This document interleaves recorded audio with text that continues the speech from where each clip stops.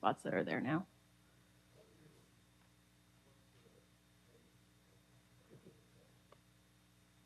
About 100 years. I was going to say it's been a long. Not really sure. They're from that town, they don't know. About 100 years.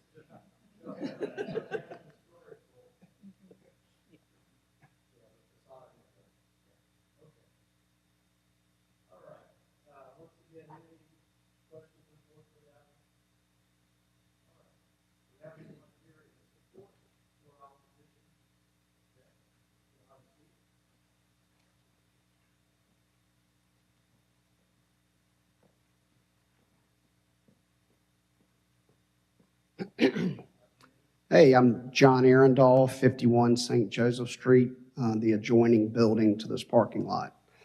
Actually park in the parking lot. From my quick review, yes, sir. I'm on that hard corner of St. Francis and St. Joseph.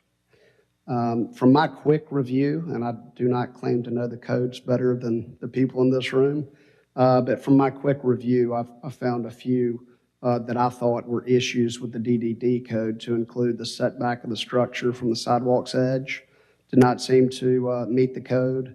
The facade elements, I don't know that you can say it really even has a facade, but the material requirements do not appear to meet the DDD code. It's a purely metal structure. And then I wasn't sure, and I couldn't find any information, but also the DDD code regulates land use, and I'm not sure if there's an issue there as well.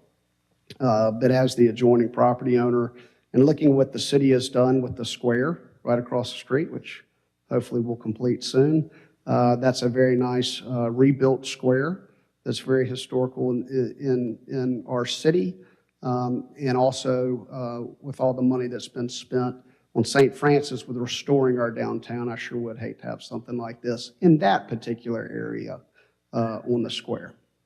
But those are my only comments.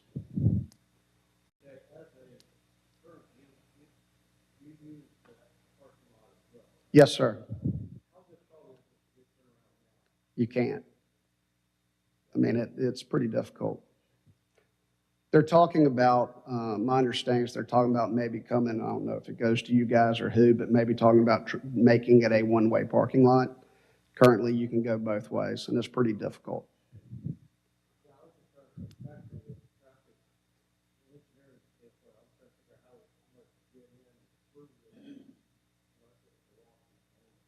Yep. Yes, sir.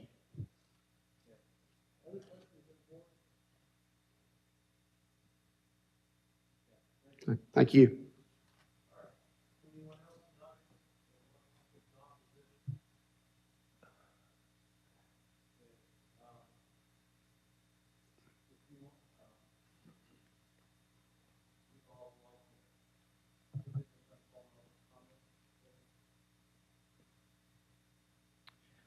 Just in response to the materiality and how the structure fits within the guidelines, the building is being added, a porch and canopy structure is being added in front of the building.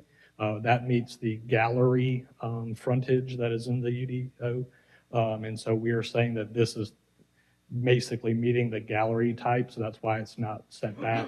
But it is also pulling the same architectural language from that porch to the front, so it kind of ties it all together. And so it's actually part of what that gallery frontage type is.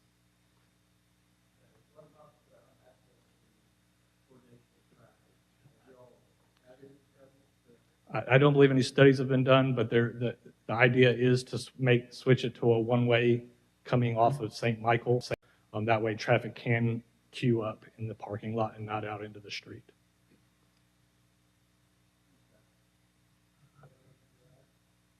I feel like Jamal covered the aesthetic part of the comments. I will say that your graphic does show it as a one-way currently, and it's not. The parking spaces that you see on the right of the building, on the right of the lot, actually face the other direction currently. So this is a proposal to Jamal's point, to queue up in a singular direction versus have an entrance from both ways, which I think probably is what makes the pulling in and out a lot more difficult, is the two-way traffic. So I think Jamal covered it well.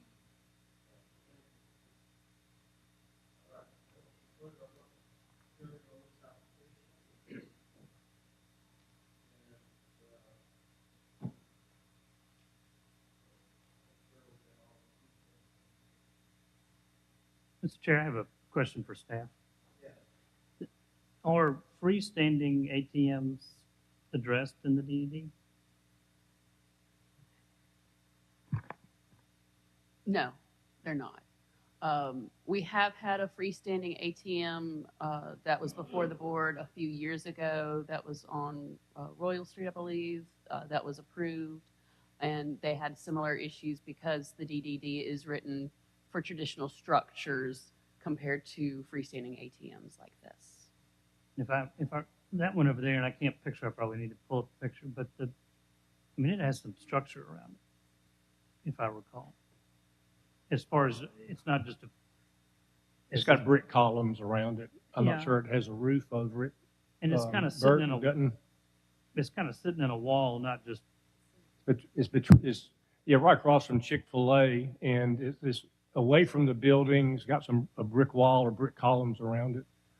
I don't think it has a roof structure. The staff report notes that the one on Royal Street does not have a roof structure over it.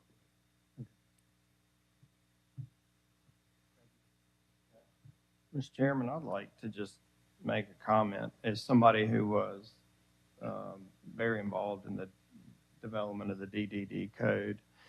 And, although I appreciate y'all's comments, I feel like that one of the things that the DDD code did was try to outline predictability as far as, what you would get when you were developing. So there was a set of standards that, buildings would be brought to the road and that you would have a certain aesthetic. And I just personally feel that this does not fit within kind of what the spirit of that code was trying to accomplish. And especially in this area that is, our, kind of living room area for downtown on the square. So just, my comments, just from a scale standpoint, everything that we were trying to accomplish, I feel like that this does accomplish what they're looking for, which is providing an ATM and a drive-up. But as far as, fitting into kind of the fabric of what we were trying to do with the DDD code, I feel like it's outside of that.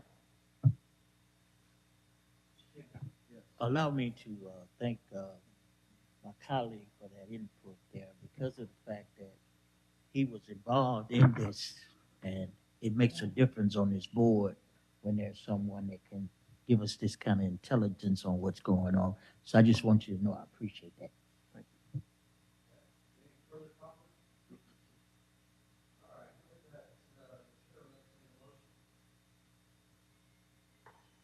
Mr. Chair, I'll make a motion to deny.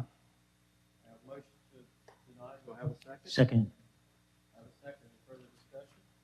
Do you need me? Yeah, finding of facts. I do believe that that granting this motion would be contrary to the public interest, that special conditions do exist within the DDD that would not provide for something like this, and that it would be against the spirit of the chapter that would not be observed.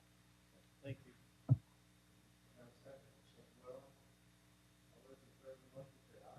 uh,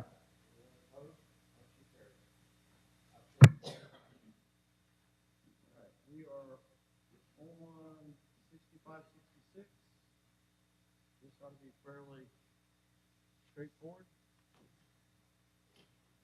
Regarding 685 Schillinger Road South.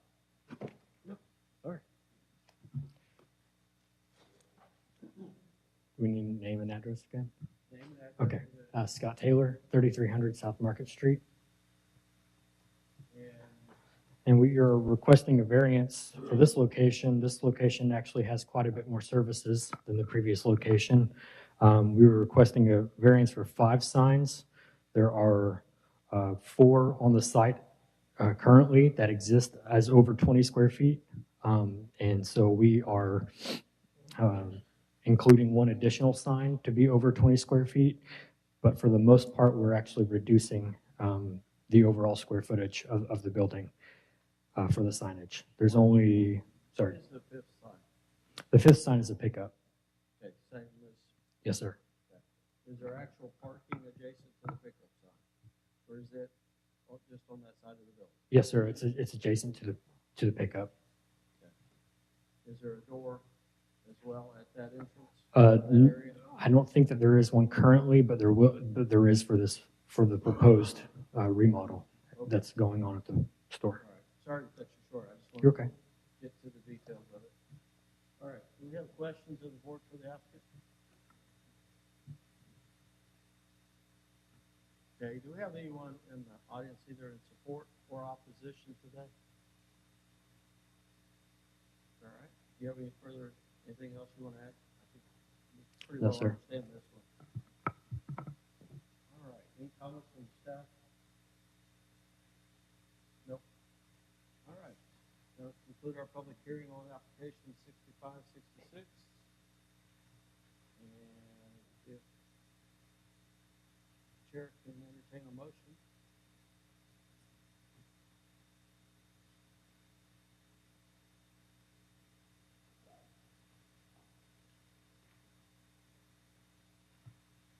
Mr. Chair, I'll make a motion to approve Finding findings of fact that, as listed. yeah, that's right, findings of fact as listed. Thanks. That helps, that helps. All right, do I have a second? A second. Have a second. Any further discussion? All those in favor say aye. Aye. Anyone opposed? Motion carries. All right, let's go to application 6567. There's a lot of street addresses associated with this one. Good afternoon. I'm Jay Watkins with the Maynard Nexon firm here in Mobile, 11 North Water Street, Suite 24290, 36602. I'm here today on behalf of DI Sun Hotel, which is the Drury Inn developer in this region. I provided all of you and staff a handout with some photographs and some additional materials. We're here today asking for a variance for the height requirements at this site. The photograph on the front of this handout is a rendering of the Drury Inn and suites that they're planning to develop at this site. The site's currently zoned B3. The owner currently operates a Drury Inn at this location. They acquired the site next door, and so the current site size would be 4.5 acres. They intend to remove the existing hotel. They've already removed the restaurant structure next door, and then go back in with this new prototype of their Drury Inn suites with a conference center and additional amenities at that site. The second page of the handout provides the full layout of the site. You can see the existing hotel on the south side of the property, the north side having already been cleared. The third page illustrates buildings within a mile or two of the site, which are all in excess of the 45-foot height requirement. And the staff report notes that the number of sites around this that exceed the 45 height limit are a result of this coming prior to the adoption of UDC.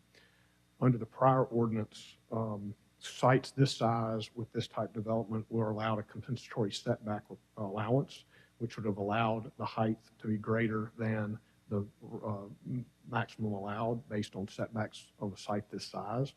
And so part of what we're asking today is that this site be considered similarly to how it would have been considered under the prior ordinance. I think in talking with staff, they would agree that this was an oversight and probably something that needs to be addressed the next time this ordinance is reviewed or amended. So that would be our first request.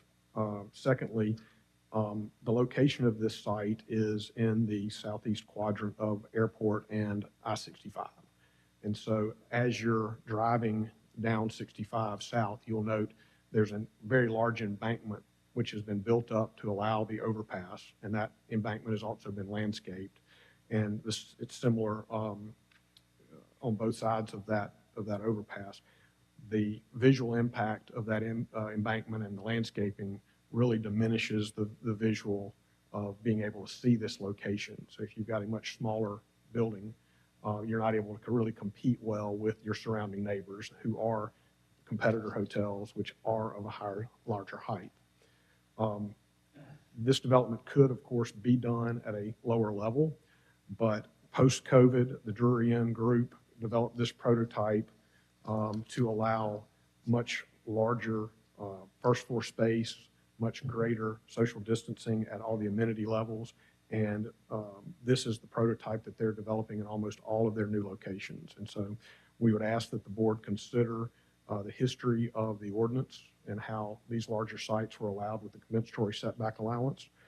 Also, the hardship of the embankment and the larger visual impact that the interstate overpass has on this site, and allow a variance for the height to allow the 7-story building to be constructed.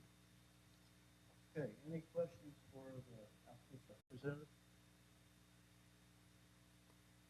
Okay. And Mr. Eddie Rodriguez with DI Sun is here to answer questions as well if y'all have any. Okay. Once again, any questions for the applicant? All right, do we have anyone in opposition? Okay, we have none for the record, and we had no public comments as well, correct? All right. Applicants provided information regarding other structures within a geographic area that's similar in height or more. What is the current height of the brewery they have on site?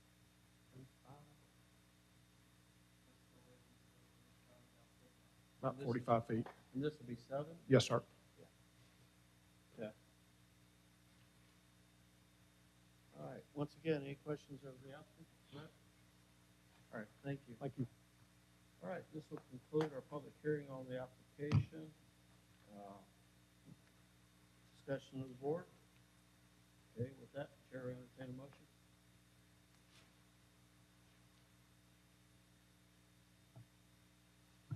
Chair, I'll make a motion to approve, subject to the facts of finding of facts, I'm sorry, and the conditions. All right, Second. have a second? Second. Have a second, any further discussion? All those in favor of the motion say aye. Aye. Anyone opposed? Motion carries. All right, we're on application 6568 regarding 1248 Altamar Drive.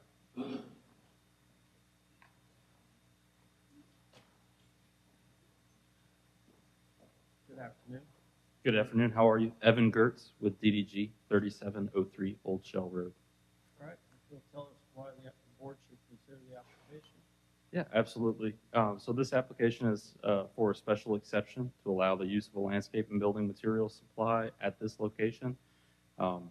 Really, the use, the functionality of the site probably remain largely unchanged from what you see today. And in fact, all of their operations would be allowed under the underlying zoning B3, including the use of that currently unutilized piece of property that ties into Michael Boulevard for outdoor storage and laydown. That would be allowed as an accessory use under B3 as well. All right. Is there anything, Margaret, that we need to consider? Just to clarify, this application and the next one before the board are special exception applications. They are not variances. So hardship is not your standard of review. The standard of review is set forth in the ordinance as being in harmony with the area, the location, etc., as laid out in the report. I just wanted to remind the board because this is still one of your first special exceptions, just the considerations for the application. Okay, thank you. All right. I've got a question. Yes. So what will be stored specifically in that yard area? I would estimate it would be anything typical to a building and landscape material supplier. So Stone, probably stone, topsoil, Okay. bag products, mulch, that kind of thing. and it'll be fenced and screened Yes, from the neighbors? yes, that was one of the conditions stated, and the applicant has no objection to that. There would be fencing and screening that's required between B3 and the adjacent multifamily zoning. Do we know, is that a chain link fence with, fabric screening, or do you have any idea how that, I'm not exactly sure of the specifics that's proposed, but it would have to meet the City of Mobile screening requirements. So it's probably opaque fencing combined with a 10-foot landscape strip. Okay, and it'll be accessed both from Michael Boulevard and from Montlemar. That's the proposal, yes, but we are in agreement with the condition. Obviously, we would have to go through traffic engineering for whatever happens at Michael Boulevard. Okay, thank you. Okay, any other questions for the applicant's rep? All right, do we have anyone in the audience either in support or opposition? Okay, we have none for the record. With that, that'll conclude the public hearing for this application. Do we have any public comments? I'm not aware of any in the packet. And this seems to be very much in line with the other businesses, somewhat relatively near in the area. With that, Chair, entertain a motion. Motion approved, Chair, subject to findings of fact. All right, and do I have a second? Second. Have a second. Any further discussion? All those in favor of the motion say aye. Aye. Anyone opposed? Motion carries. All right. Application 6569, excuse me, yeah, 6569, 5896, 4741, 4717, 4648, and 4063 regarding 3280 Dolphin Street. Good afternoon, sir. Good afternoon. I'm Michael Smith here for Wilcare. I don't know why we have so many case numbers on there. Nobody. I don't know either. I have a string of them. We're just one thing here. Anyway, what Wilcare does is non-emergency medical transportation. We take people to doctor's appointments, dialysis, things like that. Here at this office, we have 3 minivans, Toyota minivans, that are designed to carry a wheelchair patient. So our vehicles are parked there in the morning and leave during the day and come back at night. We are, I think, technically entered under the name of ground passenger transportation, but what we do is just the medical transportation of patients. No patients are at the office that we have. We go to nursing home, pick someone up, take them to dialysis, take them back to their nursing home. Or we go to someone's house, take them to the doctor, and bring them back home. And that's the long and short of what we do. Now, there is I'm sorry? There is a clinic in this complex, right? Yes, there's a neurologist at one end, and Encore does something at the other end, I think, too. You're not affiliated with We don't have, we have in the past picked up some people and taken them to Encore, I think, but we don't really have any. That comes through insurance, not direct relationship with them of any type. the area in which you're staging your vehicles would be on the west side? Excuse me? Where would you stage these vehicles for your service? With the end we're in, I guess it would technically be the east side of the building. Behind, in the back. Okay, how many vehicles are we talking about? 3. Okay, and this is special exception as well? Okay. No service of the vehicles, just this is No, where they're parked. we send them out. Any questions of the board for the applicant? I have a comment. Yes. I'm familiar with the building. I've operated with a company out of that building for a number of years, and there's a lot of parking in the rear where he's talking about that, stays vacant. So I don't see a hardship at all as far as on site with adding those, as well as its location, I think, to the interstate and what y'all do in those major arteries to get people to the hospital and medical clinics and stuff. I think it's an extremely good use for Yeah. that. Thank you. Okay. Any other questions or comments from the board? All right, do we have anyone here in support or opposition to the application? Okay, thank you. I'll conclude our public hearing on this special exception request.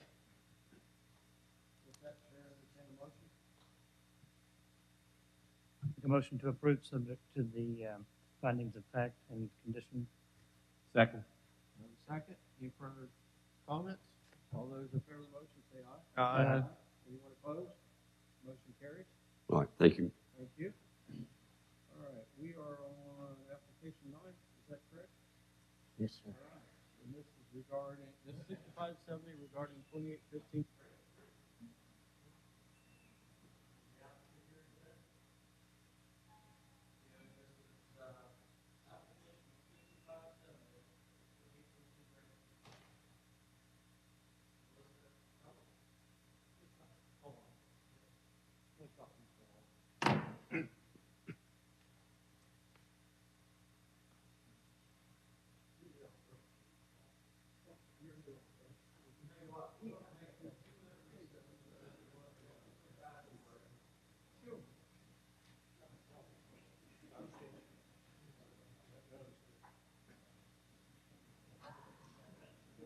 Mr. Lawler's here on behalf of the, yeah.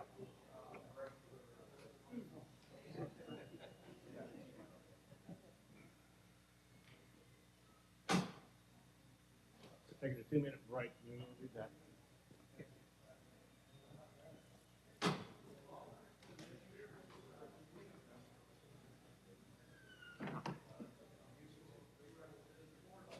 I represent Dr. Kelman.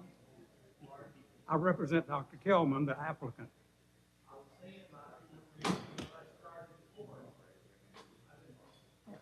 He said he remembers you when you represented the board. Yeah. Yeah, long time ago. Sure. I'm sorry, my hearing is not quite as good as it was.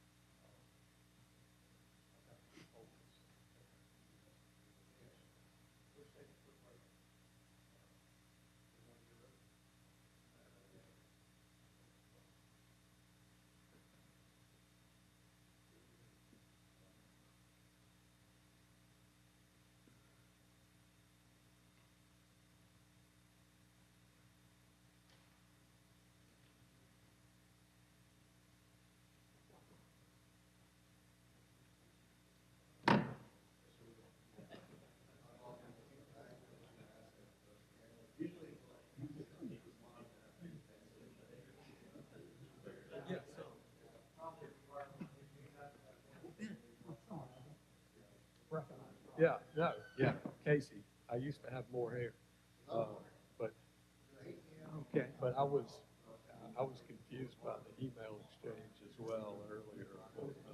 I'm glad we got it sorted out. Well, that's all I'm So you gonna- didn't have to ask for continuance. I mean, Well, I didn't know, I didn't have it. I got the email that put me on notice. Yeah, After business hours on Friday. I didn't even look at it until Monday.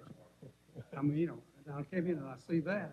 Well, and I see that there's a request for a meeting with neighbors and all that sort of stuff. So Well, I know, and I would have done the same, but yeah, I just So I didn't. decided, didn't- wait, I better get something. Well, I didn't want you to ask for a continuance when it's unopposed, because you're more likely to find opposition by next month.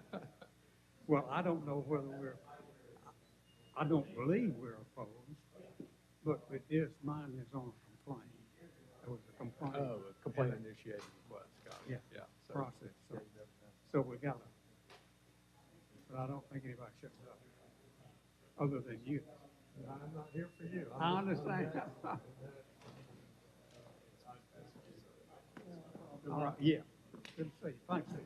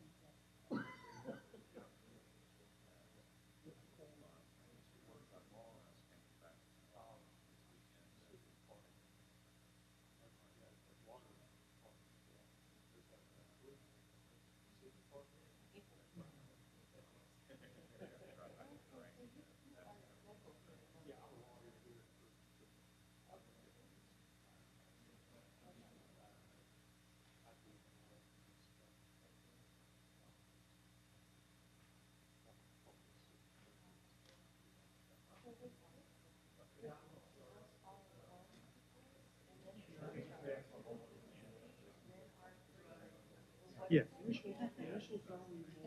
Well, I certainly won't, if your inclination is to grant it, I certainly won't ask for a hold on. Okay. Call this meeting back to order. Your name. My and name is address. John Lawler. I represent Melissa Kelman, who's the applicant for the variance. And the reason that I began by asking for a continuance was I learned Sunday afternoon that there had been a couple of documents come in as comments, and that Mr. Casey Pipes was the agent. And the letters indicated that they wanted to have a meeting with the neighbors to discuss everything. So I immediately decided that I needed to take some action to meet with the neighbors if that was what was the case. Well, I filed the motion for continuance, and I have now talked to Mr. Pipes, and he says it's a mix-up, I guess, with the staff in sending those comments to my application when they actually went to his, And so I don't know of any opposition to Dr. Kelman's request, but out of an abundance of caution, I asked for a continuance. That was before I talked to Mr. Pipes. If the court, if the board is inclined to move this one on, it's fine with me. I hope that's what we want. She's made the improvements. You've got in front of you, you've got what she's done. It really improves the situation because it makes her carport just like 3 others just down the street. And there is no safety issue or anything like that. So I don't see any reason why. And I don't know of any objections that have been raised. Okay, well, let's hold off on that decision until after we find out if there's any questions that maybe you feel need to be resolved. Sure. Okay, any questions of the board, first of all? All right, do we have anyone in the audience in support or opposition to the application? All right, and are we clear if there is actually opposition that was inadvertently sent to this We application? sent out a batch. There is one comment in opposition from Ms. Kathy O'Keefe that was presented on this particular application, but it was sent out with a batch of comments for multiple reports on this agenda. Okay. Hence the confusion. And for the record, the lady that sent in the negative comment on this application lives in Regency off of Greenlawn across from the public library there. She does not live in this area. Okay. One additional question. So I understand the coverage issue, the maximum, but the 25 foot setback, how far are they into it? Almost completely. They're like, this is the corner post. I'm sorry, I'll have to pull up the report. It's been a few days since I've read it, unless you've got that handy. My memory is that it's 20 feet within the setback. There's a Right, and if I recall, that's 5 feet to the post. The overhang goes even closer. So all of the queuing area, you know, So this entire thing is really in the setback. yes. And would there be a right-of-way permit requirement? No, because the structure itself does not extend into the right-of-way. What brought this about was we did receive a complaint that a structure was being built without a permit. It took a couple of months to get an application, and then it couldn't be approved because it's probably 70% of it's in the setback. Okay. Yes, Mr. Morris? Just, you made a statement about they weren't in the, in the area who made the negative comment. The question then too, do we have a geographical area that we respect the? No, sir. No, sir. I'm just trying to point out that, many times when you have someone in opposition, you ask them how far do they live, how close do they live to the property, and I was just making the point that that person that made that comment about this application does not live in the area. And Mr. Lawler pointed out the other carports. If you look there, it shows the other 3 houses down the road that have similar. I don't know what theirs are in relation to the setback, but that's what he's referring to. They actually look just like what she has constructed. Puts hers in line with theirs.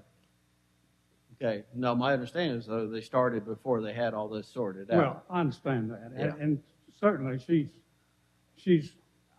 she's paid the price in that she's had to employ me, and she wants to do the right thing. If there's something else that the board would like to add, to ameliorate the situation, add a more hedge or do something, she's certainly willing to do those things.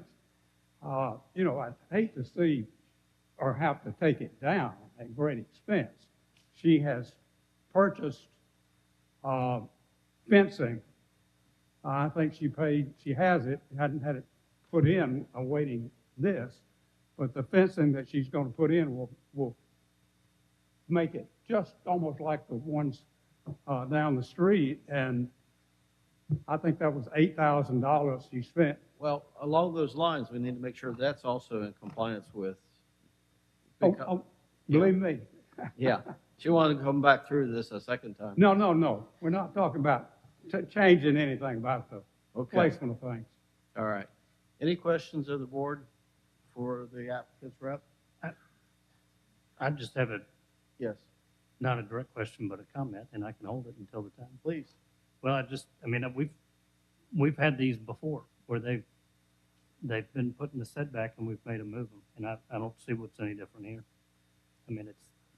Okay. Just want to be consistent. I do have a question. for Yes. the applicant. Mr. Lawler, do you know, it says in the report that she built it without a building permit. What Yes, was the that's reason? correct. That's correct. Why was that? Why did she not get a building? Did she not know, or did she? Well, she had the same, I guess you'd say the same as I'm sure many have been before you. I know when I served the board before, from time to time, we had various people of various ranks to come before this board, having done something in advance of a permit, and came in asking for forgiveness. And as long as it's not something that creates a safety hazard or something that is damaging to a neighbor's property, my experience was that those were always granted. I handled a lot of cases that went to the circuit court on an appeal, but in all of those cases, there was some negative impact to a neighbor or there was some safety issue. This is not something that I would think that a jury, and that's where we'll be. I'll just be honest with you, if you turn them down, I'm going to file an appeal for, and I think that a jury would probably, in all probability, grant the doctor relief. She works as a nurse. she's a teacher. She teaches anesthesiology. She comes and goes at odd hours. She sees being able to come in at the front like others do as a safety issue. And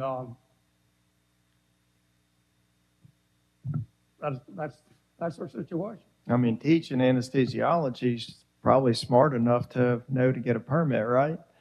Well, I think most all of those, but if I wanted, if we wanted to have a real lemon squeeze, I go back far enough that I could point to a number of public officials who have come before the board asking for forgiveness, having transgressed one of those rules. Mr. Chairman?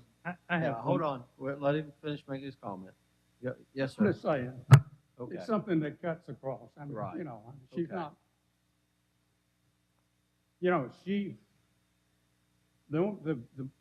no one had taken any action against her. This all occurred sometime back. Okay.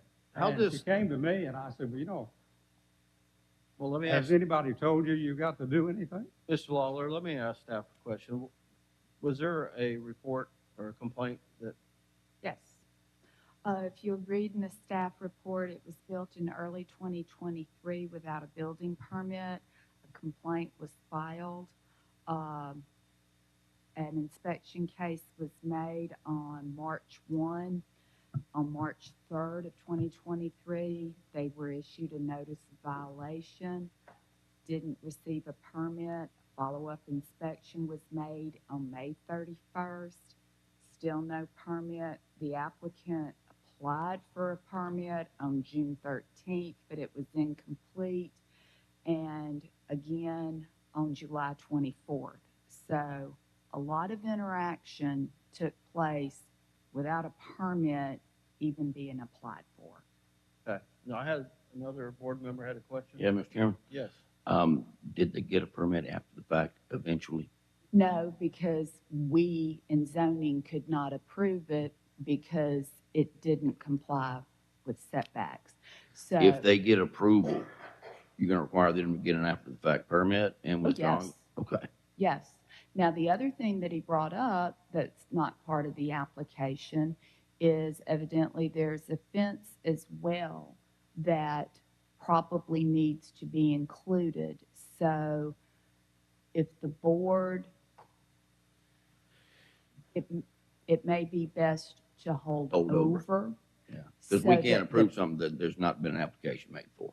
Well, application's been made for this setback No, variance for the fence. carport. I meant the fence. That's correct. Yeah. Now that Would have we're had to be aware included. of it, we can include it and properly notice I'll it. say that again. Now that we're aware of it, we can include it and properly notice it because In if you, a holdover. yes. Okay, thank you. Okay. Any other questions? Well, I have one. So there was the issue of safety was brought up. Is that I'm sorry. the issue of safety was brought up? Is that, did you say that? That you said she comes and goes at night and is concerned about her safety? She came to me, and asked me for assistance in coming into compliance. Right. Came to me. Well, I guess my question, looking at the survey, I see a concrete parking pad that is at the rear of the house, and I'm Well, what was there before is a tangent that was going actually into her yard from a neighbor. And what she did was she concreted over those bamboo so she could get in there. Yeah. Well, that's part of the hardship that she suffered. And the shape of her lot itself, it's not exactly normal. And when you do all of that, it's much more fitting to have this little carport with just a slight intrusion into the area. I'm a safety hazard. I don't see the reason why it shouldn't be granted, variance granted. So she can, she don't have things going to other places. And, that's what this board does. People come in and, they made a mistake. It needs to go right. And she's certainly willing to do that. And, she came to me, she didn't come in response to a citation. She knew that didn't get the permit. Mr. Lawler, for sake of time, I think I've got to make sure we've concluded. good. Okay, thank you. All right, any other questions of the board? Do we have anyone here in support or opposition today? All right, thank you. Let me ask this, since we have this discussion about a fence, do you still think you want a holdover? Well, I'm not following what the staff is saying, to tell you the truth. And, you know, if you want to, Okay, does she have a fence here in this setback? Does she have a fence yet? She just has the material, correct? I'm looking at a Google Street View. It's a fence. So there is a fence there. Yes. All right, so, Mr. Lawler, it December of might be last year. beneficial to have the holdover as you initially thought. I'll be fine. Okay, all right, so, I'd ask if I perhaps can talk to you sometime later so I can get a real beat on what the staff thinks. Talk to the staff. yes. Yeah. Yes. I was not speaking to you, Doug. I was speaking to I don't know nothing, John. All right, No, all right, I know that you don't know anything. all right. I was For, looking at somebody that did. all right, the applicants requested a holdover. Chair entertain a motion. Okay, I have a motion to hold over 30 days. Okay. I have a second. Any further discussion? All those in favor say aye. Aye. Anyone opposed? Motion carried. We'll see you later. Thank you. All right. This is application 10. And it will be, let's see here, make sure I got that. Yeah, please, if you'll come down to the podium. I'm trying to maneuver this tablet. Your name and address for the record, sir? Yes, sir. Bruce Hedrick, 4423 Pheasant Ridge Road, Suite 301, Roanoke, Virginia, 24014. And this is regarding application 6571, correct? Yes, sir. Okay. If you'll tell the board why we should consider the special exception for the life care facility? Sure. Thank you. Mr. Chairman, members of the board, city staff. I work with Smith Packet. We would be the proposed owner and operator of this project if it goes forward. There's some other folks that are here with me that'll speak more specifically, sir, to the life care and some of the other things related to our application. I wanted to share a little bit about who we are, the people we serve, and some conversations we've had with the neighbors this morning. Smith Packet is a second-generation family-run business that has been serving the elderly and their families for over 40 years now. We have the honor and privilege of serving about 4,000 residents each and every day and their family members. Currently, we have 45 communities, including 3 here in the state of Alabama. There's a demonstrated need for our services, a full continuum of care, which would include the independent living, assisted living, and memory care. A couple of things associated with that is full continuum allows us to maximize the independence of our residents. So having them at the right place at the right time for the care that they need. A continuum also allows for spouses that may have different care needs to live within the same building and be able to care and support one another as their care needs continue to change. Our model's a little different. It's on a month-to-month rental basis, which is a little more flexible and affordable program versus the typical entrance fee type of scenario with the other full continuum communities. One footnote is we do have a certificate of need for the memory care. For those that may not know, in the state of Alabama, you actually need a certificate of need for the memory care services within an assisted living community. What is the number that was assigned to the CO? Number of beds? Yes. 30. 30? Yes, sir. Okay. The average age of our residents in our independent living is in the upper 70s. Our assisted living memory care folks are into the mid to upper 80s for most of our communities. We're providing them with a variety of care services in a safe and secure environment, including care with activities of daily living, their food. We provide all of their transportation to hospitals, shopping, outdoor activities, community events, those types of things. Obviously, the housekeeping. We also have a very robust activities program for our residents and the families. Building amenities, we have a variety of different unit types and sizes, multiple dining venues, cafes, those types of things, theater, salon, as well as access to outdoor spaces that are accessible that our residents and their family members can get to. We tend to be good neighbors. There's not a lot of late night parties going on at our communities. We obviously are not impacting the need for schools or related athletic facilities. One thing that we do not attribute a lot to is additional need for EMS types of services. And the reason is we can triage. So if Mrs. Smith is in one of our units and falls in the middle of the night, she's pulling the emergency pull cord, alerts one of our nurses, they come up, they check in. Most of the time, she needs help getting to her from the restroom or getting back into bed or whatever that care need may be.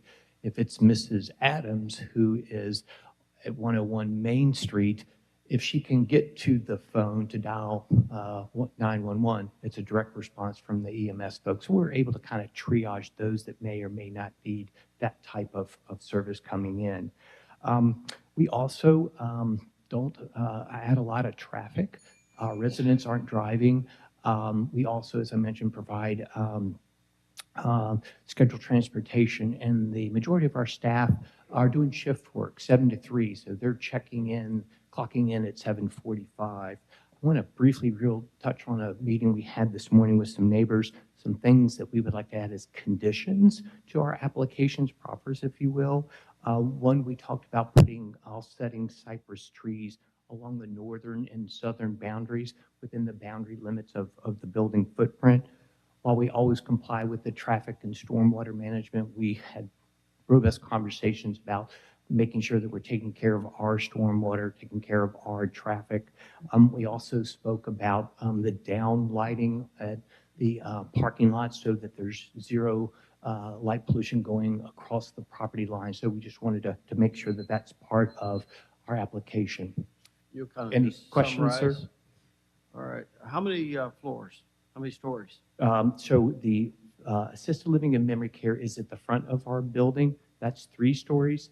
The back side of the building is the independent living, and that's 4 stories. Okay.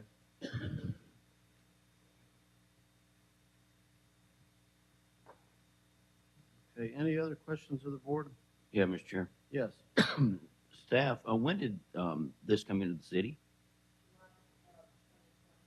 Okay. Isn't it, it's pretty unusual now, was it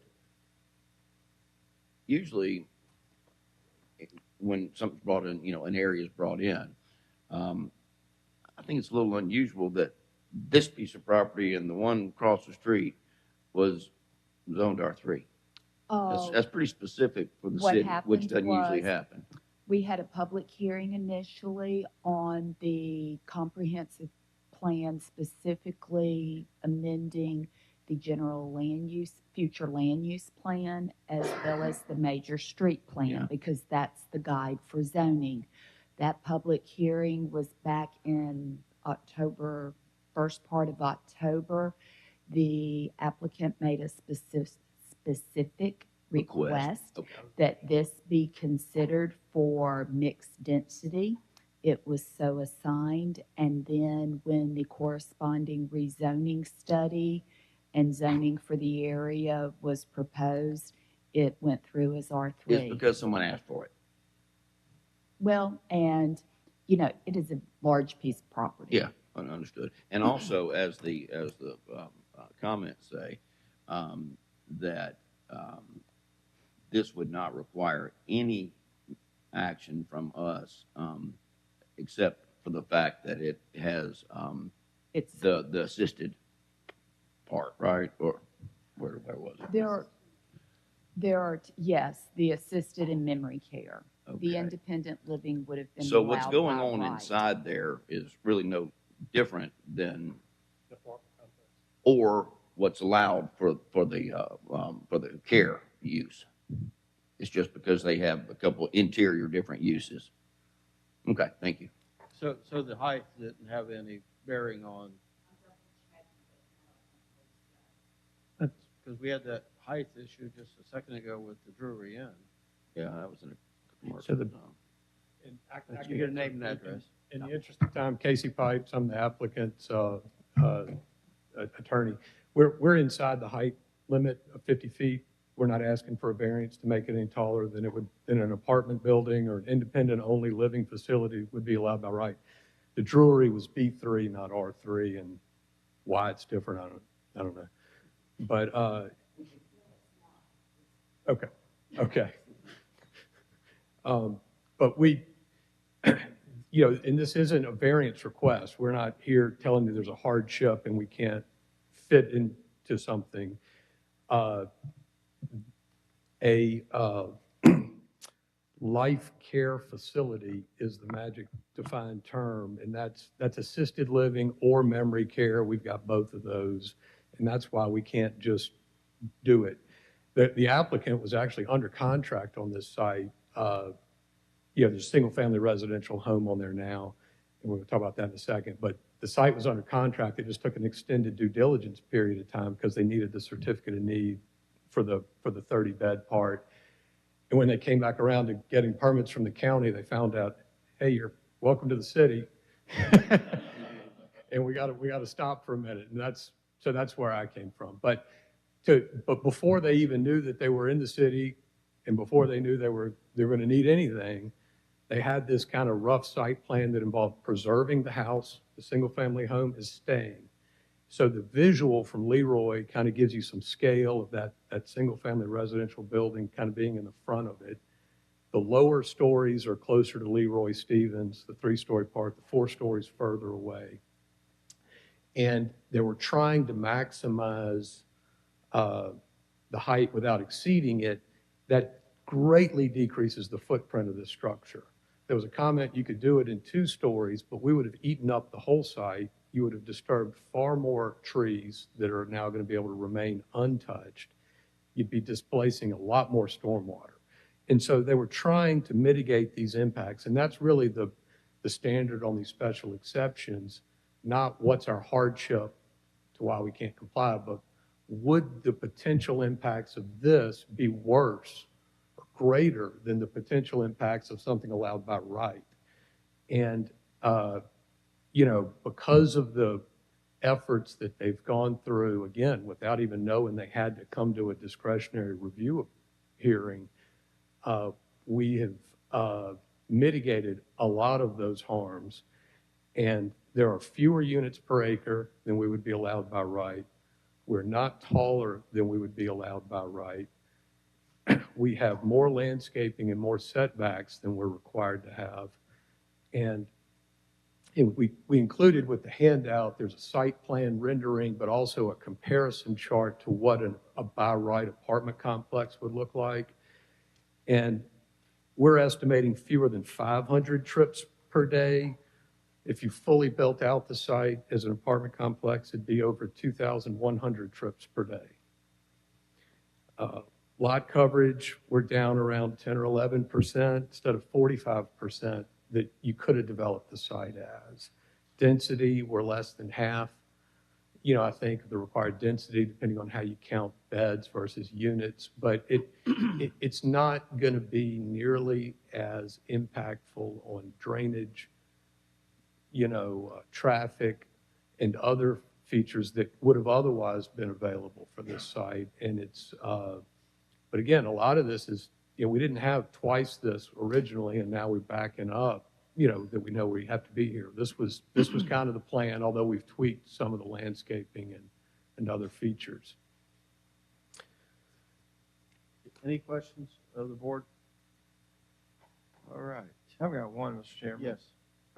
Casey, the residence that's being left, will it be occupied or, used as what will happen to that? Yeah, it's intended to be there. Ultimately, the client thinks, when they're done with construction, there'd be maybe a subdivision plan and sell that off as a single-family residential lot. They won't have any use for it, but it's probably going to remain just kind of there, guard the site during the construction activities, maybe, but no one's going to be living in it while this facility is under construction. But it was way down the road and premature, not shown on the site plan you have. There's going to be a stormwater facility in that quadrant, north of where that single-family home is, because some of the site currently drains towards Leroy Stevens, and the rest of the site drains to the south, and they're keeping that same flow. So there's going to be a catch basin and an eastward drainage facility towards the creek that you kind of see that cuts through the northeast corner. Some water will drain there as it leaves one facility, and the other water will drain south as it leaves the facility that's to the west of the site. But we were trying to mirror the same flow, for the site. All right, do we have any other questions, comments? All right, thank you. All right, sir, you have something to add in support? Yes, my name's Larry Smith, 9969 Windmill Road, Fairhope, Alabama. I'm the civil engineer for the project. Mr. Pipes did a great job describing a lot of what I was here to talk about, so I won't repeat a lot of it. But just to give you an idea, we've been working on this project now for a year. And in August, I was communicating with the county engineer, kind of finalizing our drainage report. And that's when I pulled up actually a City of Mobile map to look at some of the GIS contours, and I saw the municipal limits extended. So I called the county back and said, was this just recently incorporated? He's like, I think it was. So we were like probably 2 weeks away from submitting our design to the county when we came to this realization. So I quickly notified everyone, and that kind of brought us to where we're at today. Bruce and Logan met with some of the adjacent property owners today, and obviously they brought some of their concerns forward, and I know that Bruce mentioned some of the things. I just want to briefly touch on the stormwater aspect of it. There's an existing draw that runs on the other side of our detention pond that we're not going to impact. It drains their detention pond. The subdivision to the north flows to the south, and that draw will remain to make sure we don't impede any of their stormwater flow and don't back up any of their stormwater flow. There's also another draw and another detention pond that flows in the northeast corner of the site, and that one actually is protected by a buffer. It's got wetlands and a buffer, and then on the outside of that buffer is where we will put one of our 2 stormwater management facilities that will meet or exceed the City of Mobile requirements for not just stormwater detention, but also water quality. He also briefly mentioned the site lighting. Obviously, we'll use the shielded type lights that don't have trespass going across the property line. And also wanted to touch on the setbacks. I know with the zoning, I believe it's a 10-foot side setback on the north side of the property. We are in excess of 100 feet for the setback, and on the south side of the property, we are in excess of 80 feet. So we're trying to develop this. When we first were siting everything, we took the tree survey and we were shifting it around as much as possible to save as much of the perimeter trees as possible. And as Bruce mentioned, he is perfectly happy with doing additional landscaping with a fast-growing tall tree like a cypress. What is the actual green space buffer? How much space is allocated? From the parking lot to the... I believe it varies, but I believe in the closest part we are approximately 25 feet. I don't know the exact number off the top of my head, but in the closest part we're at least 25 so feet. there is room to actually landscape. Oh, yes, sir. Yeah. Okay. Any questions of the board? All right. Do you have anyone else you'd like to? Okay. Okay. He's there for emotional support. All right. Do we have anyone here today in opposition?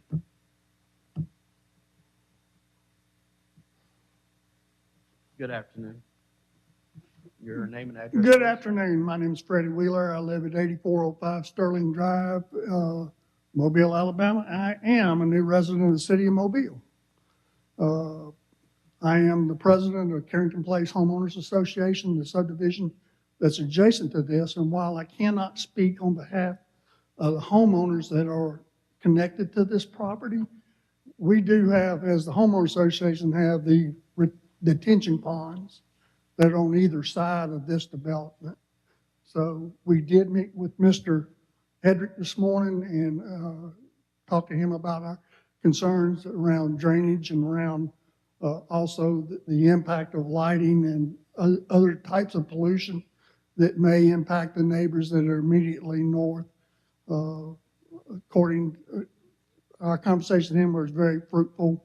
We felt like that they would be willing to take and do some things that they agreed to at that meeting, which included planting some trees that would be sufficient enough and thick enough to take and kind of put a thicker, greener buffer between the development and our subdivision. So those things are in place. We also took and talked to them about having permeable surface for parking area because of what I've observed. I used to work for Shell Chemical, and having been to Houston numerous times, I can tell you that their biggest problem is paving. So the more times we can get permeable surfaces involved in parking, the better the city of Mobile is going to be overall. But I initially submitted a request to delay this. I would like this time to withdraw that delay because of our conversation this morning. Also, I want to thank Mr. Hedrick and his team for coming forward, and they've agreed to meet with the community in the future to talk a little bit more about the project so we can take and communicate to the neighbors in the subdivision. So that said, at this time, I'd like to take and withdraw my request for a delay based on our conversation this So morning. you think it was productive then? Yeah, I believe it was. I believe it was necessary. I believe they learned a little bit about Mardi Gras and about how important that is. Yeah, So- and our getting out of here on time. Okay, thank you, sir. Anyone else in opposition that had anything to add? It sounds like, yes.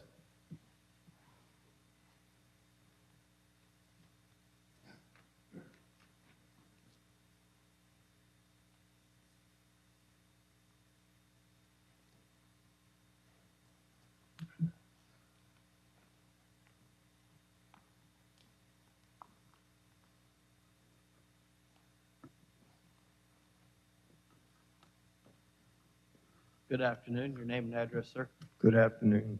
John Howard Ashcraft, 8250 Cottage Hill Road. My property and my sister's property reside south of this development. From what I understand by their conversations this morning, they notified everybody around the subdivision, but they didn't notify us that they were doing this back in October of last year. So this was all family land. The land My where the grandmama owned the whole 40 acres, that whole corner, from our back west fence all the way to Leroy Stevens Road. She had restrictions in her deed for that land not to be developed unless it was put into housing. Those restrictions have been removed unbeknownst to me and my sister. They've been sold to these people. They probably don't even know about the restrictions. We reside on the south side. Most of our land covers the full south side because we cover from the west line of that 40 acres to the east line, which is to the east side, which is my Aunt Frances, and back to Nelson Manor. Nelson did it right. Nelson put a subdivision in there and put housings like he was supposed to. That's why his restrictions were removed. The owner of this property at Leroy Stevens Road did not do that.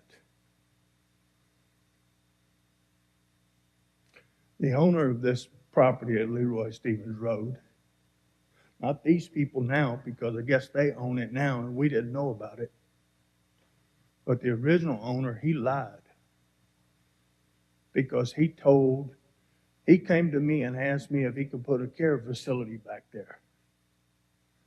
And I told him, you need to check with my cousins because they're the ones that have to sign off on the restrictions.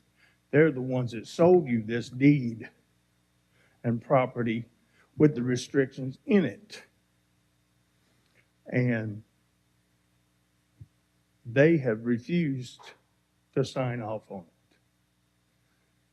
I found out that the man that sold them the development also built the building right in front of me and my sister without us knowing that he was building the building. And we had to go to the county then because we weren't in the city. We were in the county then to get him to move the line, to get him to move his structure 5 feet off of the property line. Because it's not supposed to be built within 5 feet of the property line. So we had that done. That's the only thing we gained there, but we have this nail salon in front of us now. So, I mean, you can look at this stuff, but I just don't feel like it needs to be approved. And I think these guys here have been shafted. Okay, any questions of the board? All right, you have something? Oh, yeah, we do have a question. Go ahead. Legal in regards to legal in regards to the statement he made and the restriction of their property, and that some kind of way that the restriction got moved somehow.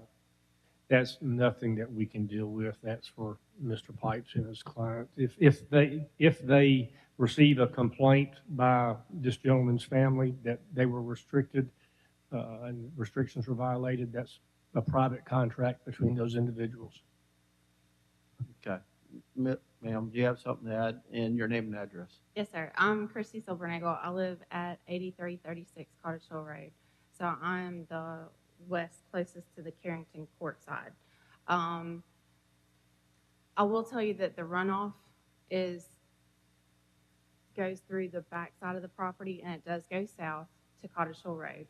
And one of our main concerns is if this building is built, the water drainage that runs through the ditch that goes through there will go underneath Cottage Hill Road. That could erode Cottage Hill Road, depending on how much the water is moved from where it's currently going right now. So that's one of our main, concerns as well. The water runoff. Light pollution is a heavy concern for us because it is basically private back there. I mean, there are residential houses on the side and to the back, and even Walter Court where Nelson Estates is, but it's residential. It should remain residential and not a multi-purpose project. Mr. Chairman? Yes. Ma'am, just to let you know, the property is already zoned, and anyone could build, again, as the Mr. Pipe said, could build a apartment complex, and it be considerably more site coverage. And these folks we get a lot of these applications, and these folks I applaud them for how they've handled this and for having a meeting and such, which frankly is really not even necessary.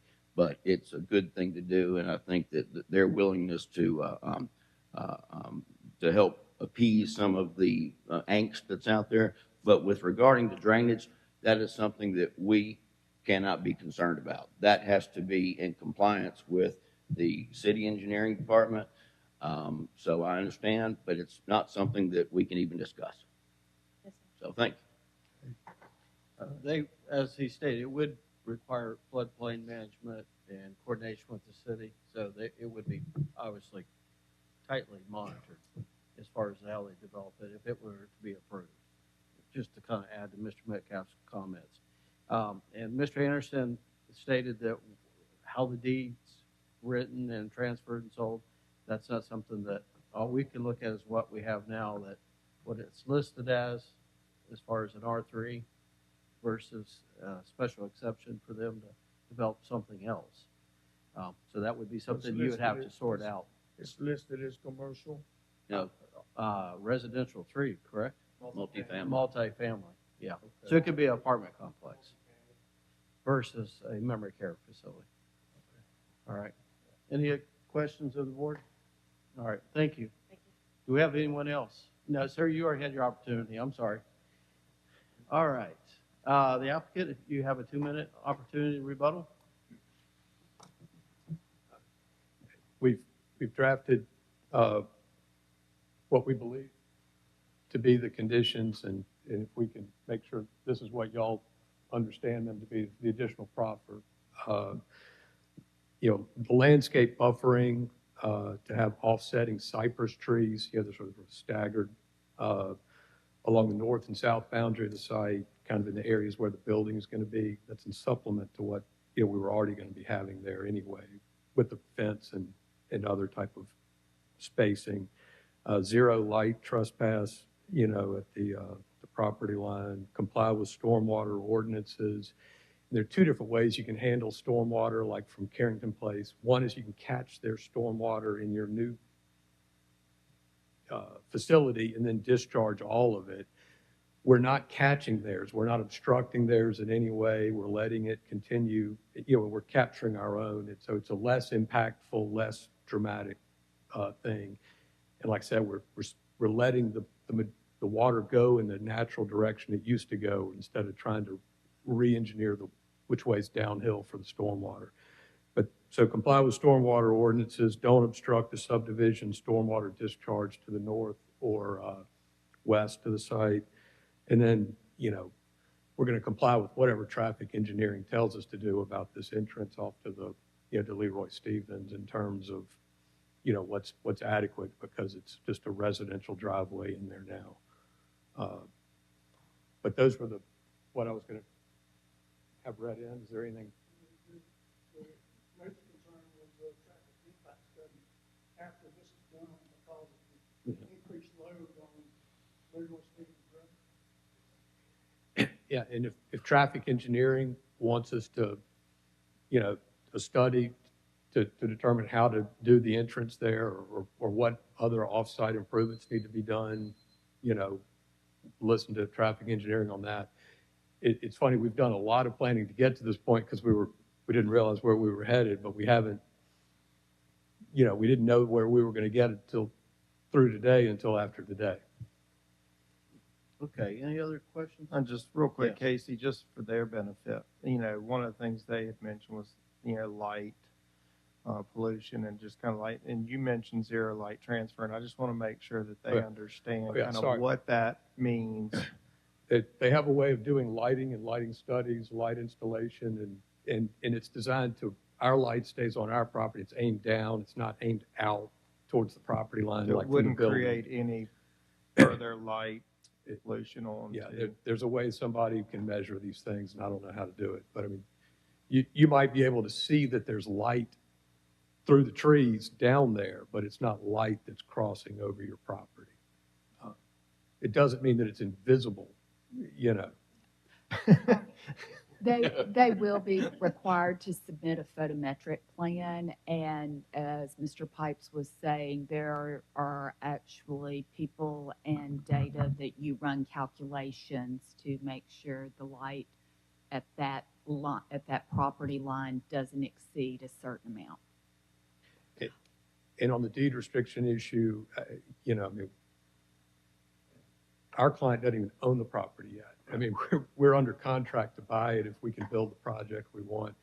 We're not going to be the apartment developer if this doesn't get approved, but and whatever happened there. But y'all's ruling doesn't change whatever the deed restrictions are or aren't or were or will be in the future. This is just purely, can we have assisted living, memory care facility, as part of this continuum care project? All right. Any other questions, Mr. Piper? I want one clarification. There's to be cypress trees, and those are allowed for buffer, but the applicant will need to work with staff regarding tree plantings that are required for credit, and it may require an alteration in some of those buffering trees because certain types of cypresses, like Leland cypresses, aren't allowed. We'll meet with staff and we'll meet with the neighbors, about an appropriate tree if we've got a substitute. I would suggest too that in the development, if it were approved, that they don't just cut all the green space out and then build, and then come back and replant. That's where you lose that buffer for 10, 20 years. No, the footprint kind of changed to see how many you could keep of the existing trees. There's also, oddly, interestingly, only to a dirt lawyer, there's a triangular shaped piece along the north property line that's not under contract, that we're not buying. It's south of the neighborhood up there, and it's north of us. Who owns it? I don't know. It's got a lot of trees on it. Used to have more, but Moz has been cutting some, but we're not taking any of those. That's not even our development. Right. And so that's additional setback from some of those neighbors to the north because there's this no man's land.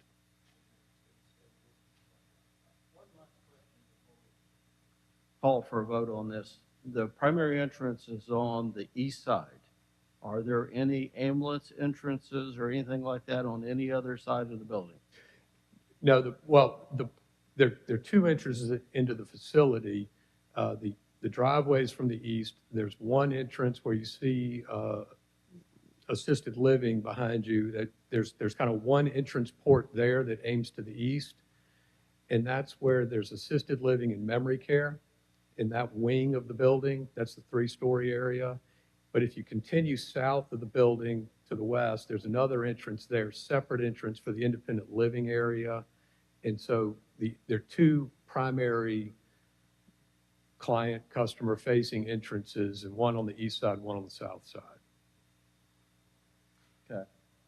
But there's, everybody would be using the same driveway in and out. Yeah, I'm just thinking that these facilities tend to draw more ambulance visits based on the patients, and therefore you're going to have more ambulance activity on site, which could be a disturbance for some of the neighbors. So that's something to take in consideration. No. Just lights. Just lights. Yes, I understand that, but I've lived near one of these, so I understand what the impact is. And so those are the two kind of Sally Port entrances, one on the east side, one on the south side. Okay. All right, that should conclude our public hearing on this application. Any questions, comments of the board? Mr. Chairman? Yes. If there are none of those, I'd like to make a motion to approve, subject to the findings of fact. And how do we, and I want to try to incorporate, we don't have it written down, so how can I address that? Subject to what Casey has given Margaret. Yes. He had the 4 landscape. I know what they are, You incorporate them. okay. And to incorporate the handwritten, Well, landscape buffer, Yeah. 0 light trespass, compliance with stormwater, and compliance with traffic engineering requirements. Yeah. And also, Mr. Chair, just for the record, I think this is another example of us and everyone learning about this 13-headed monster, which is the DDD. The UDC, because most of what we talked about in here should not have even been discussed anyway. It's just totally irrelevant. But I do want to, maybe it's something that, because the only reason they're here is for just one particular thing, not all the other stuff discussed. But again, I will say, thank you so much. You did it right, and applaud you, and you are going to be good landlords. Thank you. Okay, so you had a motion with Second. finding of facts with the conditions. Mr. Metcalf? Second. I have a second. Any further discussion? All those in favor say aye. Aye. Aye. Anyone opposed? All right, that concludes our agenda. Do we have anything else? Election officers. Before you call for election officers, I would say that if you want to change in how the meeting is handled, whether it's allowing people full discussion further than what you may agree with, then you may want to pick a different president or chair, that is. I've been glad to serve as your chair for several years, and sometimes I may give a little leeway to people. I think they take the time to come here, and yes, our time is valuable too, but I'll be glad to step aside if somebody else wants to be the chair. I nominate Bill Guest as chairman. So therefore, I'll open it up for elections. I'd like to nominate Mr. Gensler, Chairman. Second. All right, we have a motion with a second. You want any comments? I just, I will continue as I have to try. You do a Okay. great job. All right, well, I appreciate the support. And with that, I have a motion and a second. Any further discussion? All those in favor, say aye. Aye. Aye, okay, and now the vice chair, Mr. Davis has done great. He's been on this board with me quite a while too, and so the history of how we've handled these, I think is important, and taking in consideration the community's comments is always something I think he focuses on, and with that, I make that motion. Second. I have a second. Any further discussion? All those in favor say aye. Aye. All right. Thank you all. Yes.